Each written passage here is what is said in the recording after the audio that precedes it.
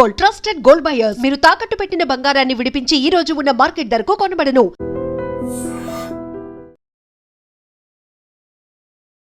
నమస్తే, welcome to I dream. మనకు తెలుసు, మొన్న ఈశ్వరాచారి చనిపోయిన తర్వాత ఎంత భయంకరమైన కాంట్రవర్సీ అయింది. చాలా మంది బీసీకి సంబంధించిన నాయకులు పోయినరు, ధర్నా చేసిండ్రు, ఆయన వెంట నిల్చున్నారు. నిజంగానే బీసీ ఉద్యమం కోసం ఆర్ బీసీ రిజర్వేషన్ కోసం చనిపోయినరు అని అందరూ అనుకున్నారు. కానీ తీన్మార్ మల్లన్న దాన్ని పూర్తిగా కబ్జా చేసి అనుకోవచ్చు, లేకపోతే దాన్ని అసలు ఉల్టా పల్టా చేసి ఆయనకి అనుకూలంగా మలుచుకునే ప్రయత్నం చేసిండు. నిజం చెప్పాలంటే ఒక నిండు ప్రాణాన్ని తీసిండు, అట్లాగే ఒక కుటుంబాన్ని ఆగం చేసిండు. ఇది చాలామంది నాయకులు తీన్మార్ మల్లన్న మీద అభిప్రాయపడుతున్నటువంటి సిట్యువేషన్. నిజంగా అదేనా? ఇదే అభిప్రాయంతో ఉన్నరా? బీసీ నాయకుల వర్షన్ ఏంటి ఆర్ బీసీ నాయకుల అభిప్రాయం ఏంటి? మనం తెలుసుకునే ప్రయత్నం చేద్దాం. మనతో పాటు జేఏసీ రాష్ట్ర నాయకులు దుర్గా ప్రసాద్ గారు ఉన్నారు. ఒక్కసారి ఆయనతో మాట్లాడే ప్రయత్నం చేద్దాం. నమస్తే సార్. నమస్తే మేడం. సార్, నిజంగా అంటే ఫస్ట్ ఈశ్వరాచారి అంటే మనకు ఉద్యమంలో చనిపోయిన ఆయన ఎప్పుడైతే శ్రీకాంతాచారి చనిపోయిండో కంపారిజన్ చేస్తూ నిజంగా ఈశ్వరాచారి కూడా చనిపోయిందా అని అందరం బాధపడ్డాం సార్. అయ్యో పాపం మళ్ళొక్క ఆయన బలిదానం చేసుకోబట్టే కదా అని అనుకున్నాం అందరం. కానీ సీన్ కట్ చేస్తే అసలు మొత్తం రివర్స్ అయిపోయినట్టుగా కనిపిస్తోంది. మీకేమనిపించింది సార్? ఆ రోజు ఈశ్వరాచారిని చూడ్డానికి మీరు కూడా వెళ్ళినట్టున్నారు, అసలు మొత్తం చాలా మంది వెళ్ళిండ్రు, ఏమనిపించింది సార్? ఒకటే మేడం, ఈశ్వరాచారి విషయంలో అత్యంత పేద కుటుంబానికి సంబంధించిన సంగారెడ్డి జిల్లా, అక్కడి నుంచి బతుకుదేరుకు హైదరాబాద్కి వచ్చి బతుకుతున్న క్రమంలో వాళ్ళకు ఉన్నటువంటి నేపథ్యం తన భార్య చెప్తుంటే అర్థమవుతుంది. లవ్ మ్యారేజ్ చేసుకున్న ముదిరాజు చారీల విషయం అయ్యి వాళ్ళు బతుకుతున్న క్రమంలో మొత్తానికి ఈ ట్రెండ్గా నడుస్తున్నటువంటి 42% రిజర్వేషన్ అనేది ప్రతి హృదయానికి చేరే అంశం.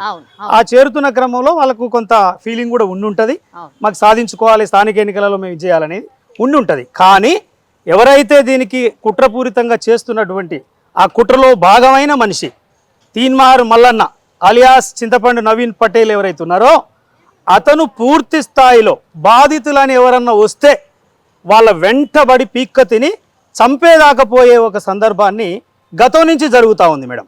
అందులో భాగంగానే వీళ్ళ కుటుంబంలోకి అది లావాదేవీలు అందామా ప్రైవేట్ అంశంలోకి వెళ్ళాడా మొత్తానికి చొరబడి అందులో జరగరాంది జరిగిన తర్వాతనే అతను బయటికి వెళ్ళి నా ప్రైవేట్ అంశం నా కుటుంబంలోకి, నా కుటుంబ వ్యవహారాల్లోకి, ఆ ఆస్తులు కావచ్చు, భూమి కావచ్చు, ఏదైనా కావచ్చు, అందులోకి జొరబడి నన్ను హింసిస్తావా అన్న బాధలో నుంచే తన ఆఫీసుకు పోవడం జరిగింది.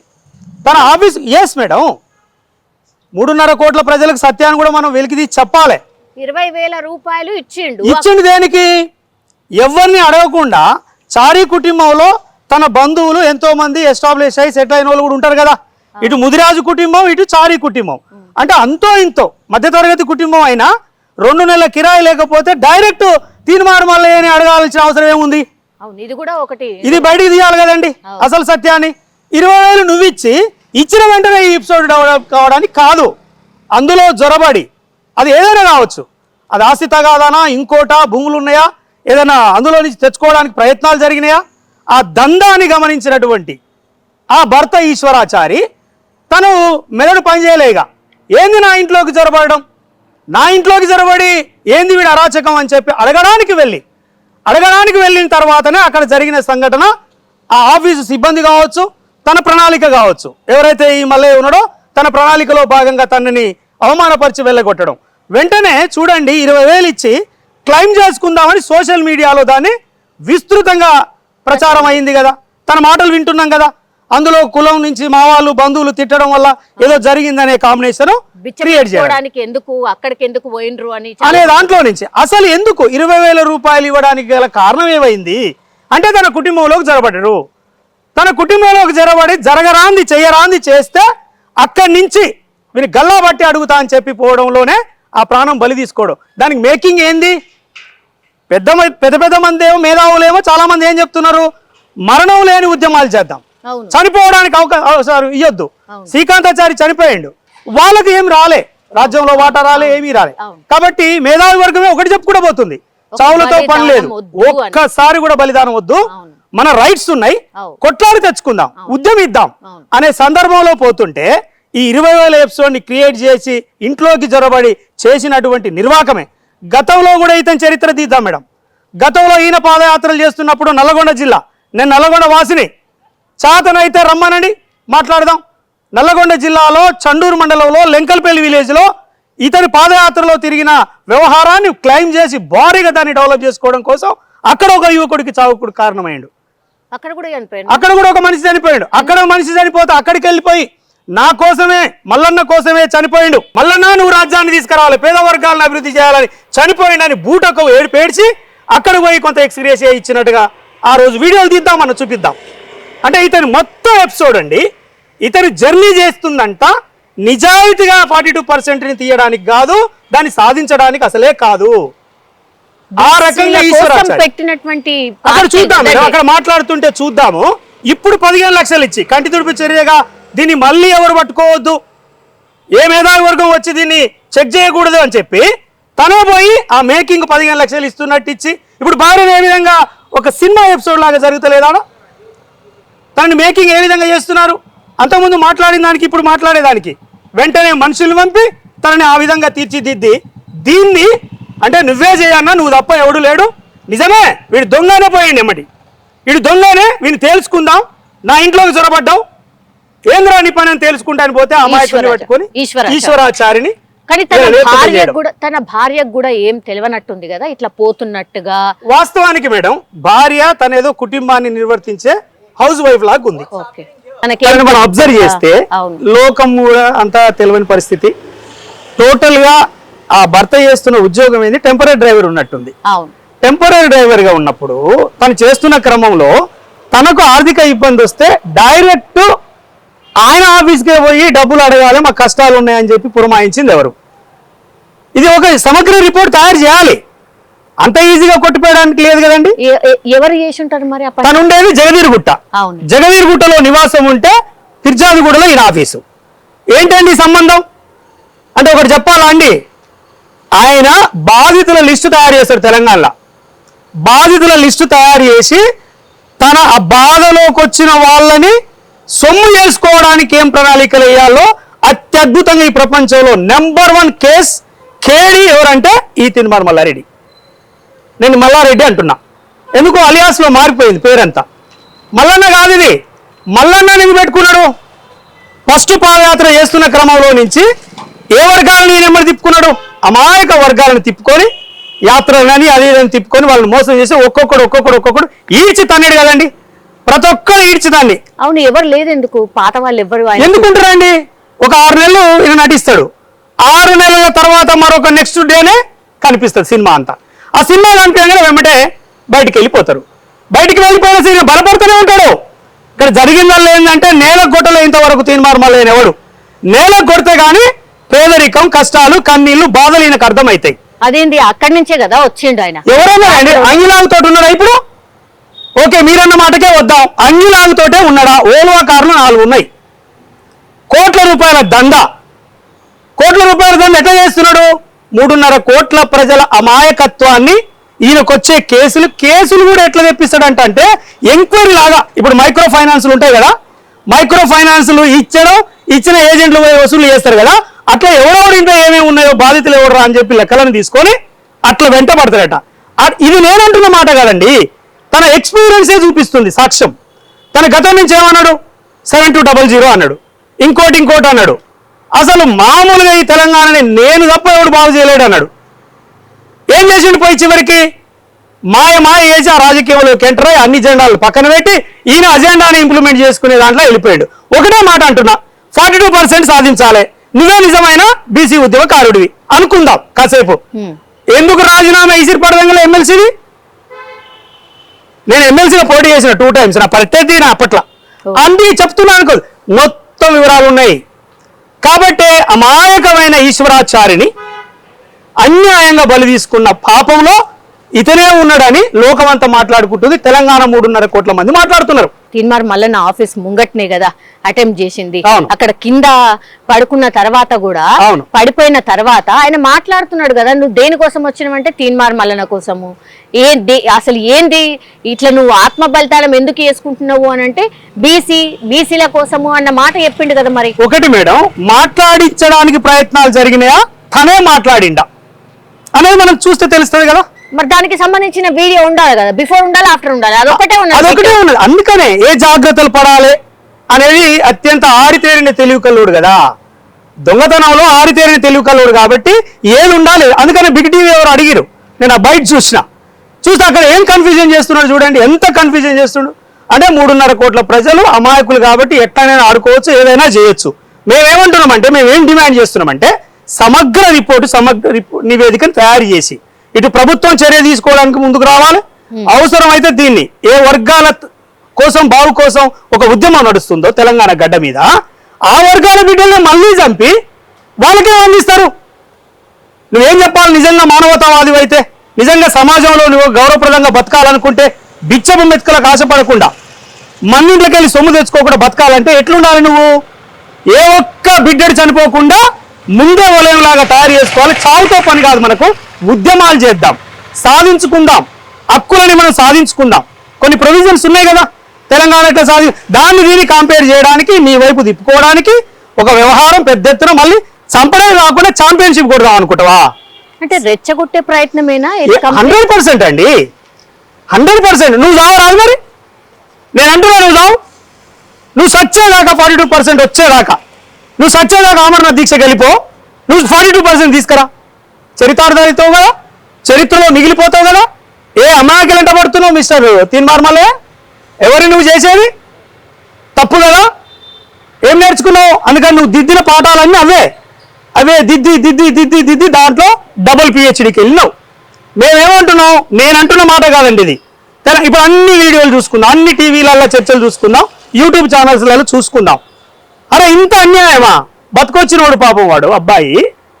ఆ రకంగా నువ్వు దాన్ని మ్యాన్పులేట్ చేసి ఇప్పటికీ మరి ఎవరు పోకముందే ఎందుకు వెళ్ళినావు వాడికి? నువ్వేం డిమాండ్ చేయాలి? దీని వెనక కుట్రలని బయటికి తీయాలి. దీన్ని సమగ్ర రిపోర్ట్ చేసి దీన్ని ఛాలెంజ్ చేస్తున్నా. నేను అప్పటిదాకా అన్నం నీళ్ళు తినను అన్నావా? ఏసీలో వన్నావు బిడ్డ, నువ్వు పోయి ఏసీలో వన్నావు. ఆర్టిఫిషియల్ హౌస్ అరెస్ట్, అది ఆర్టిఫిషియల్. అదేంటి పోలీసులు ఆర్టిఫిషియల్ గానే? నేనేమంటున్నా అంటే చూడండి, ఈయన అప్పట్లోనే స్టూడియో నుంచి ఫోన్ కాల్స్ చేసి అందరితోటి మ్యాన్పులేట్ చేసే పెద్ద ఆటకారి ఆట నేర్చిండు బాగా అమాయకుల్ని. నేనేమంటున్నా, నువ్వు ఏడుండాలి? శోకంతో కణం శరీరం అంతా కాలిపోయి చూడడానికే ఇబ్బంది పడే సిచ్యువేషన్ నువ్వు ఎంజాయ్ చేసి ఇంట్లో ఎట్లుంటావు మిస్టర్? ఎట్లుంటావు? శవయాత్రలు ఏడున్నావు? నువ్వు ఏం పని చేస్తున్నావు? ఏం డిజైన్ చేస్తున్నావు? ఎందరిని మేనేజ్ చేయడానికి కుట్రలు చేస్తున్నావు? మేము ఖచ్చితంగా అంటున్నాం, ఈ చావు ఏ విధంగా జరిగిందో నీకు నిజంగా నిజాయితీ ఉంటే మొత్తం నువ్వే తయారు చెప్పి దగ్గరుండి. నువ్వు అంతో ఇంతో ఎమ్మెల్సీ ఉన్నావు కదా, సంథింగ్ నీకు ప్రోటోకాల్ ఉంది కదా, ఆ ప్రోటోకాల్లో పోయి చేయించు. చేసే దమ్ముందా నీకు? చేయగలవా? ఆ అమ్మాయిని, ఇప్పుడు తన భార్యని ఆ మాట్లాడిస్తున్న తీరు అప్పటికప్పటికే ఇంత మార్పు వస్తుందా అండి? ఎంత వ్యవహారం అది క్రియేట్ చేయడం. కాబట్టి మనము సమాజానికి ఒరిజినాలిటీని తెలియజేయాలి, సత్యాన్ని తెలియజేయాలి. సత్యాన్ని తెలియజేయనంత కాలం దొంగలు సమాజంలో తిరుగుతూ ఉంటారు, సొమ్ము చేసుకుంటారు. నువ్వు దొంగలు తిరుగు. అమాయకులు బలి తీసుకొని సొమ్ము చేసుకోవడం ఇదేం పాపం అండి? తెలంగాణ చరిత్ర ఏంది? త్యాగాలు అంటారు. నిజమైన త్యాగాలలో నిజంగా కొన్ని సాధించుకున్నాం. ఇలాంటివి ఏంది? ఉసిగొల్పడం ఏంది? చచ్చిపోయేలాగా ప్రేరేపించడం ఏంది? ఇప్పుడు మీరు అందరు ఆనాడు అక్కడికి పోయినరండి, ఉన్నారు, శివయాత్రలో కూడా ఉన్నారు. మీకు ఏమనిపించింది? అబ్బా ఎంత మోసపోయినమా అనుకున్నారా? ఏమనుకున్నారు? 100% ఒక అమాయకుడు తనకు ఏమాత్రము సామాజిక రాజకీయ జ్ఞానం లేకుండా బతుకుతున్న తను, రైట్? తను పొలిటీషియన్ కాదు. ఉద్యమించి ఏమైపోయా మా వర్గాలు ఇట్లా చేస్తున్నారు అని చెప్పి ఆత్మహత్య చేసుకోవడానికి తనకు తానే నిర్ణయం తీసుకున్నాడు కాదు. నేనేమంటున్నంటే తన కుటుంబానికి సంబంధించిన విషయాలలో జొరబడి, ప్రైవేట్ అంశాలలో ఈయన జొరబడి చేయరాని ఘటనలు, చేయరాని చేతలు చేసిండు కాబట్టే అతను అడగడానికి ఆఫీస్కి వెళ్ళి నీ సంగతి చేస్తావు, నీ బజారుకి ఇస్తావని చెప్పడంలోనే ఏదో జరిగింది. మెయిన్ కారణం ఆయన టీం. ఆయన పొలిటీషియన్ కాదండి. ఖచ్చితంగా మా డిమాండ్ ఏంటంటే న్యాయబద్ధమైన చట్టపరమైన అన్ని రకాల నివేదికలు తయారు చేసి సమగ్ర రిపోర్టును తయారు చేసి ఎవరో దోషిని తేల్చకపోతే సమాజం క్షమించదు, నీ వెంట పడుతుంది ఈ అమాయకులను బలి తీసుకోవడానికి. బీసీల కోసం ఉద్యమిస్తున్నాడు కాబట్టి బీసీలు ఎక్కడ ఎదుగుతారో అని ఓర్వలేని వాళ్ళే ఇట్లాంటి మాటలు మాట్లాడుతున్నారు అనేది కూడా చాలా. బీసీల కోసం ఉద్యమిస్తున్న ఓ బీసీ నాయకుడుగా నువ్వైతే ఆ బీసీ ప్రాణం పోవడానికి ఎవరు కారణమని మరి కారణం ఎవరని తీయండి, రా మరి బయటికి, కరెక్ట్గా చెయ్యి, చూయించు. నువ్వు బీసీల కోసమే కదా నీ తపన. నువ్వు ఇంట్లో నుంచి బయటికి వెళ్ళి తెల్ల చొక్కా వేసుకొని ఓల్వో కార్లలో నీ సైన్యం తిరిగి నీ ఉంటారు కదా అనుచరులు, ప్రతి స్టెప్ ఇది బీసీదే అయితే మరి బీసీ ప్రాణం ఎట్టపోతుందండి? లేరా తెలంగాణలో బీసీ వాదంతో ఏ విధంగా సాధించుకోవాలని చెప్పేటోళ్ళు లేరా కొంతమంది? అంటే ఇది మొత్తము వ్యక్తిగతంగా తన ఎదుగుదలలో భాగంగా, తన ఎదుగుదల. ఇది బీసీ ఎజెండా కాదు, బీసీ రాజ్యాధికారం కాదు. అది ఆ పార్టీ చెప్తేనే తెలియదా మేడం మీకు? ఆ పార్టీ పేరు ఏంది? టీఆర్పీ, తెలంగాణ రాజ్యాధి పార్టీ అని పబ్లిక్కి చెప్పడం. తెలుగు లేని వాళ్ళందరిని పట్టుకొని అమాయకులను పట్టుకొని సొమ్ము చేసుకోవడానికి ఇలాంటి ప్రయోగాలు చేయడం. ఒక కుటుంబం పోయిందండి, ఎవరు తెచ్చిస్తారు ఆ కుటుంబాన్ని? ఎవరు నిలబెడతారు? ఇప్పుడు ఎంత అన్యాయం అండి. ముగ్గురు పిల్లలు కంటితుడుపు చర్యలాగా 15 లక్షలు ఇచ్చి మళ్ళీ 1 లక్ష రూపాయలు ఖర్చుకి చంపడం, 2 లక్షలు ఇచ్చి మరి నువ్వు తెచ్చుకునే లెక్కలని చెప్పు. ఇలాంటివన్నీ చేసుకుంటూ పోతున్నావు కదా. నేను ఇంతకుముందు చెప్పిన కదా, చండూరు మండలంలో లెంకల్పల్లి అనే విలేజ్ లో ఆనాడు చావుకు కారణము ఎవరు అనేది నేను చెప్పిన కదా. ఎన్ని చేసుకుంటూ పోతావు ఇట్లా లోకం మీద మరి? అంటే అడిగేవారు లేరు, ప్రజలే బట్టలు ఇప్పి చెప్పులతో కొట్టే రోజులు కూడా. ఆరోపణలు ఎవరైనా చేయొచ్చు సార్, దానికి తగ్గట్టు ఆధారాలు కూడా ఉండాలి. మేము అదే అంటున్నాం మేడం, మేమేదో అంటున్నాం, మేము పోలీస్ డిపార్ట్మెంట్ లో లేము, రైట్? మాకు అధికారం లేదు. నేను ఒక సామాన్యుణ్ణి, సమాజంలో జరుగుతున్న అన్నిటి మీద అవగాహనతో పోతున్న ఒక నాయకత్వం నేనుగా. మా కాడ లేవు కదా ఆధారాలని. ఇప్పుడు తయారు చేసి మేము చూపెట్టలేకపోవచ్చు, కానీ జరిగిన సంఘటన మీద దాంట్లో ఉన్న లోపాయికారి ఏంది, అసలు ఏది, అబద్ధం ఏదని చెప్పడానికైతే రావాలి కదా సమాజం, మేల్కోవాలి కదా. మరి నువ్వు అధికారంలో ఉన్నావు, ఓ ఎమ్మెల్సీగా ఉన్నావు, నీ పాత్ర దొరికి నిజంగా నీకు బాధే. శ్రీకాంత్ ఈశ్వరాచారి చనిపోవడం బాధే, ఆ కుటుంబం రోడ్డు మీద పడ్డది. మరి కారకులు ఎవరో బయటకు తీయడానికి వస్తావా? ఆ దమ్ముందా? చేయగలవా? అన్నం నీళ్ళు బంద్ చేసి నువ్వు నిజంగా బీసీల కోసం తప్పిస్తావు కదా. అబ్బా మొగోడు దిగొచ్చిండు, ఏం తప్పిస్తాడంటే బాగా తప్పిస్తాడు. ఈయన తప్పించినట్టు తెలంగాణలో ఎవరు తప్పించాడు? ఈయనే నిజమైన బీసీ వాది, రైట్? ఒక మాట ఒప్పుకుందాం. ఇక ఆ కేసు సాల్వ్ అయ్యేదాకా దాంట్లో ఉన్నవన్నీ తీసుకొని వచ్చి నిజాన్ని సత్యాన్ని సమాజానికి చూపించేదాకా నువ్వు అన్నం నీళ్ళు బంద్ చేసి నువ్వు పని చేయవా? అప్పుడు నీ నిజాయితీ ఎందుకు బయటకు వస్తుంది? చేయి నిరూపించు. నేను ఆ మాట వెనుకకి తీసుకుంటా. సమాజంలో వస్తున్నది కూడా తప్పవుతుంది కదా. సమాజం నుంచి చాలా మంది మాట్లాడింది కూడా తప్పవుతుంది. ఖచ్చితంగా చెప్తున్నా నేను, ఖచ్చితంగా నేను ఆ మాట మీద కట్టుబడి ఉంటాను. ఆరోపణలు కావు మేడం. సమాజాన్ని ఎవ్వడు తెలివిగా డ్రైవ్ చేసుకుంటే అటువైపే నడిచే ఒక అచైతన్య పరులు ఉన్నారు ఈ తెలంగాణ గడ్డ మీద. సావు కోరుకోకూడదు మేడం. వాడు 90 ఏళ్ళలో 70 ఏళ్ళలో తనకై తాను వస్తుంది ఒకనాడు. ఆ ఆర్గాన్స్ పనిచేయక, అవయవాలు పనిచేయక, బుద్ధిజీవిగా బతకడం తెలవక, జీవితం అంటే నిర్వచనం తెలవకున్నోడికి సావు వస్తుంది తప్ప, ఒక లక్ష్యం ఉన్నోడు నువ్వు లక్ష్యాన్ని తయారు చేయాలని తిరుగుతున్నప్పుడు నువ్వు అమాయకులు వెంటబడడం ఏది బాయ్ సాబ్? నువ్వు అసలు అర్థం కాదు. రేపు తెలుస్తాయి కదా మేడం, ఇంకా రేపు తెలుస్తాయిగా, ఇంకా ఇట్లా వస్తాయా నిజాలు బయటికి తేవాలి. మరి చాలా పుట్టల కొద్ది ఉంటాయి. ఆయన చేసిన పాపాల పుట్ట పెద్ద పుట్ట, చాలా పెద్దది. అది ఎన్ని చేసినావు నువ్వెన్ని, అసలు ఊసరవెల్లి రంగులు కొన్నే ఉంటాయట, తీర్మానం మల్లిగానే రంగులు లచ్చ ఉంటాయట. లచ్చ ఎన్నిటికి వచ్చిండు అనేది ఇప్పుడు సమాజంలో చూపెట్టాలి, అందరం చూపెట్టాలి, క్లియర్ చేయాలి. విషపురుగుల్ని తిరగనీయొద్దు సమాజంలో. విషయాన్ని కాదు కదండి, మానవతావాదంతో సమాజాన్ని బతికించడానికి మేల్కొల్పే ప్రయత్నం చేయాలి. ప్రతి ఒక్కరూ చీకట్లో మగ్గిపోతున్న విషయాన్ని, సత్యాన్ని సమాజానికి చూపించే మీలాంటి మీడియా వాళ్ళు, మాలాంటి సామాజిక స్పృహ కలిగి మంచి జరగాలి. ఏ వర్గాలకైతే ఏది రావాలో దాన్ని సాధించుకునేదాకా నీతిబద్ధంగా న్యాయబద్ధంగా పోరాడి సాధించుకునే ప్రయాగం జరగాలి. రాజకీయాలు అన్నప్పుడు రాజకీయ వాటా, వాళ్ళ పర్సంటేజ్ ప్రకారం రాజకీయ వాటా రావాలి. అందరం మంచిగా బతికి 90 ఏళ్ళు 100 ఏళ్ళు బతికి చచ్చిపోతాం కదా. మధ్యలో ఇలాంటి కారకుల్ని మనం వదిలిపెడితే ఎట్లా? కాబట్టి నేను అంటున్న ఆరోపణలే కావచ్చు, నువ్వు నిజం చేయి మరి ఇది కాదని.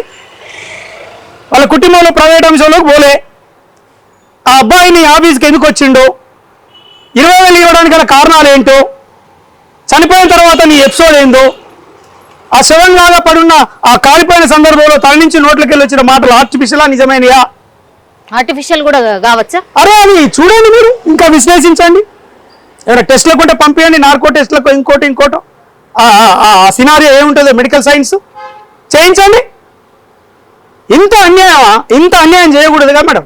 నీకు వచ్చిందిగా లైఫ్, అయ్యలాలి సిద్ధాంతవనం బుద్ధము 10 రూపాయలు ఛాయ్ తాపిస్తే చాలు నా బతుకంతా మీకోసం అన్నావు కదా, మంచి జీవితం వచ్చింది కదా, ఇంకా ఎందుకు ఈ పాపం పనులు, ఎందుకు ఈ అవలా పనులు, ఎందుకు ఇట్లా పోవాలి సమాజంలో అట్లా పడి అంటే కొంత టీం తయారు కాగా నీకు ఎదురు లేదా? ఇక నాలాంటి వానికి ఉంది, నా ఎనిమిది ఎవరు దమ్ముంది నాకు చెప్పడానికి. నీకుందా? నీకు ఎనిమిది లేడు, ఎవడు ఎనిమిది లేడు, అందరితో అంటగాగుతాడు. Enemy, there is no enemy for mister Patel. లేరండి, ఇది వాస్తవమే, ఇదే వాస్తవం. ఈ వాస్తవాన్ని సమాజానికి మనం తెలియజేయాలి. లేకపోతే మరొక అమాయకుడు ఇతన్ని వెట్టి ప్రేరేపించి ఇగో తీర్మానం వల్లనే చేయాలి, ఈ ఉద్యమాన్ని తీర్మానం వల్లనే చేయాలి ఈశ్వరాచారి చెప్పిపోయిండు. ఎంత తీసుకుపోతావు రేపు తప్పుడు విధానాన్ని? ఇంకెంతమంది బలి కావాలి? అప్పుడు సరిపోలేదు మేడం, 1200 మంది చనిపోయింది. 1200 మంది చనిపోయిన ఆత్మ బలిదానాలతోటి ఆ వర్గాలకు ఏమన్నా చేకూరిందా అండి? ఏమన్నా మంచి జీవితం వచ్చిందా? ఉద్యోగం వచ్చిందా? మంచి జీవితం వచ్చిందా? మళ్ళీ 42%. నిజానికి సాధించుకునే మేధావి వర్గం. నువ్వు మేధావి పని చేస్తావా, ఈ పని చేస్తావా? ఏ పని చేస్తావు నువ్వు? నీకు కొంచెం ఫెసిలిటీ వచ్చింది కదండి. అప్పుడు 10 రూపాయలు ఛాయ్ పైసలు పంపుతూనే ఛాయ్ తాగేటోడు బిచ్చగాడు. ఇప్పుడు అన్ని రెడీగా ఉన్నాయి కదా టేబుల్ మీద, నీ వ్యవహారం అంతా తయారైంది కదా, రాజసం వచ్చింది కదా, రాజసం. ఇప్పుడు తింటాడా మేడం? రాగి ముద్ద లేకుంటే ఏం తింటుండో అడుగుదామా నా పోయి? మొత్తం రాజసం వచ్చింది. న్యూట్రిషన్ లో అత్యంత ఎక్కువ న్యూట్రిషన్ తినేటోడే ఈయనట. బాగా ఆల్కహాల్ తీసుకొని అరిగించే న్యూట్రిషన్ కూడా ఈయన తీసుకుంటాడట. బాగా తాగి సైజు కూడా పెరగలేదు మనిషి. బాడీ షేమింగ్ అంటారు, మళ్ళీ మీరేదో పదం అంటారు దాన్ని. కానీ జరుగుతున్నది అండి కళ్ళ ముందు. కాబట్టి ఇలాంటి అమాయకుల్ని బలి తీసుకుంటే ఊకోదు తెలంగాణ సమాజం, వెంటబడుతుంది, తరిమి కొడుతుంది. జాగ్రత్త. నీకు నిజంగా నిజాయితీ ఉంటే, నువ్వు నిజాయితీ పరుడు అయితే, ఒక గుడ్ పొలిటీషియన్ మార్పు కోసం వచ్చినోడు అయితే, నువ్వు దీన్ని సమగ్ర రిపోర్ట్కు నువ్వే రెఫర్ చేసి వెంటబడి మెట్టు తిరిగి ఆఫీసుల చుట్టూ తిరిగి దాన్ని సాధించి నీది అని నీ మీద పడుతున్న ఆరోపణలు ఉన్నాయిగా, ఇవి కాదు, ఈ పాపంలో నేను లేను అని నిరూపించగలిగితే అది వేరే అంశం. Thank you sir. నమస్తే. And for more videos, Please subscribe to iDream. Please subscribe to iDream. Please subscribe iDream. And please subscribe to iDream. For more videos, subscribe to iDream. please like, share and subscribe to the channel. Congratulations, iDream. Subscribe to iDream. Subscribe to iDream. So subscribe to iDream Media. iDream team andarki huge congratulations. Please subscribe iDream Media. Please subscribe to iDream. Subscribe iDream. Please subscribe to iDream. iDream అంటే నా కళల ఛానల్ను subscribe చేసుకున్న నోరు తిరుగుతలేదు, మీరైతే గంట గుర్తు కొట్టండి. For more such videos, please subscribe to iDream. Subscribe to iDream. Please subscribe to iDream. Please subscribe iDream Media. Please do subscribe to iDream. Please subscribe to iDream Media. For best entertainment and information, please subscribe iDream. And don't forget to subscribe to iDream.